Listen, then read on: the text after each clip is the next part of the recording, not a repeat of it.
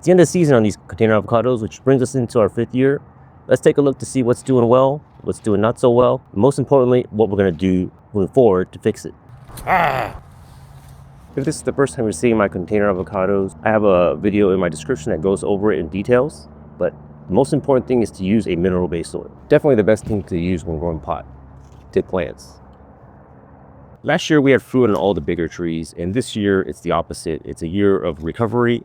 There's only fruit on one tree, it's Pinkerton, and honestly that tree continues to impress me as it holds fruit every year, but we'll get into that. First, let's take a look at the bad trees, and we'll move our way up around the collection. So my best tree, ironically, is my worst tree. This is Stewart. The Stewart is my most productive, my most vigorous, and my best growing tree that I've ever fought. And this has largely been attributed to the rootstock, which is a seedling, but it's been faster growing than any of my other trees.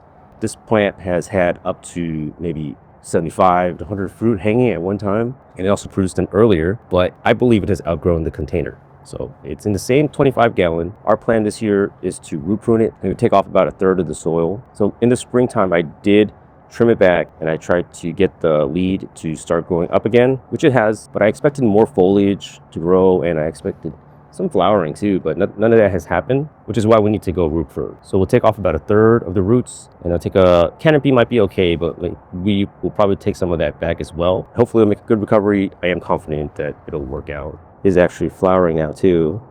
We will sacrifice for the greater good. In the could be better category is Charwill. There's not that much to complain, but there's not that much growth. And I'm not sure that it's an issue with the tree itself or just that it's reached its capacity. And to be honest, it's probably because it's reached its capacity in this container.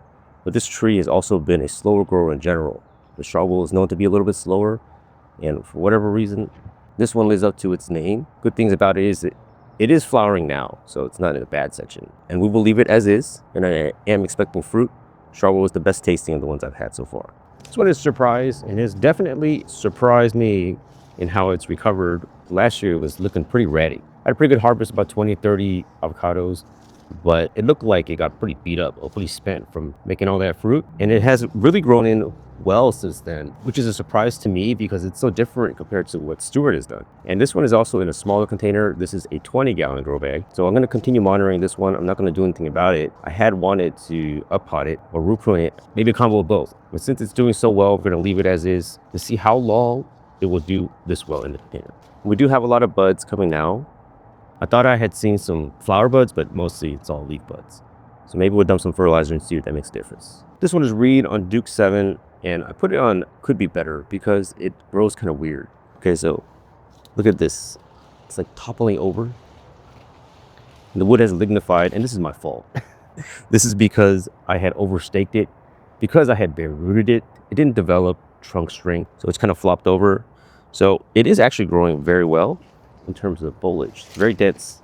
You know, the leaves look great, just not growing in a way I like. And you know, I would actually probably put this in the doing good section. My plan here is to let these all grow out and form a new leader up top. So here's Pinkerton. Pinkerton falls into the good section, maybe the best section, because it fruits every year, holds about maybe 15 to 20, and it flowers every year. It's flowering right now actually too. See, we have a bunch of fruit over here. There's some hidden in the back. My particular specimen grows sideways. No, this is this is about as tall as it gets. But it fruits every year, and it's not something I can say about all the trees, as you can tell. It's only Pinkerton that does this so far. Gem does hold a couple too, but that's in a different size container, so it's kind of a different story. Pinkerton, definitely one that I will probably keep in my collection. So it also fits that winter, December-ish window as well for harvest, so I would recommend it. Of the 15 gallon trees, the most notable is Jan Boyce. This one is actually 1 year younger than the other ones in 15 gallons.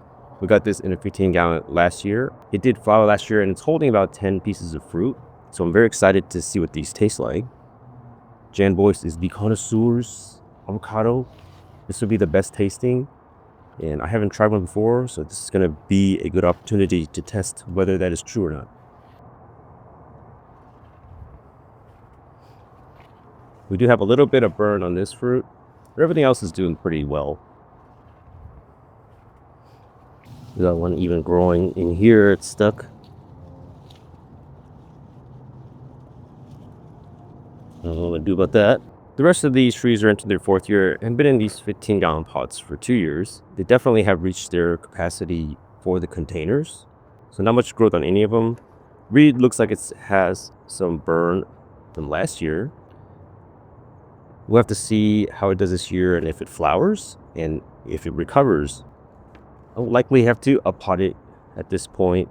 This is one of my faster growing trees that I bought during that year. Reed is generally one of the avocado trees you want to have in your backyard either way. So Gem is holding a couple of fruit. I was not able to taste any last year, so I'm excited to see if I can get some mature fruit this year.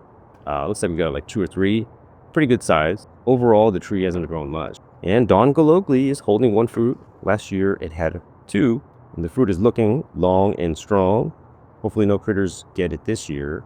The 2 that we're holding last year were eaten by squirrels or whatever, some kind of critters. So we'll take care of them this year. I am much better at dealing with squirrels now. Charwell number 2. Growing nicely. It is slower. Putting out new buds. Looks like we might get some flower buds too. Okay guys, like I mentioned before, these trees have basically reached their limit in the containers. So there's only 3 options to move forward. We can either put them in ground, which is not going to happen. I thought by now I would have space to do that. But I haven't acquired any land, so I can't get that in ground. You'll put it in a bigger pot, which is possible for some of the 15 gallons. But I'm not willing to put my 25 gallon in like a 35 or 45 because it's too big. And I don't want to deal with that later down the line because that's going to be maybe twice as big of a tree as what I have on the Stewart now, which is just too big. The third option is to root prune, which is what we're going to do. This will allow me to keep the maximum size at 25 gallons. So we're going to do the Stewart first. I don't want to do all the trees at one time because I haven't done it before. And what if they all die? I'm not expecting that to happen, but it's better to start off slow just to make sure everything goes right. The 15-gallon trees do need to go up size, but they're not dying inside the containers. So what I'm going to do is I'm going to watch them for another year. I'm going to fertilize them heavy to see if I can get them to flower and to get more vegetative growth. And just to see how long they can stay in a 15-gallon. So partially I need to know, how root bound affects it. And I'm also lazy to get it into a bigger container.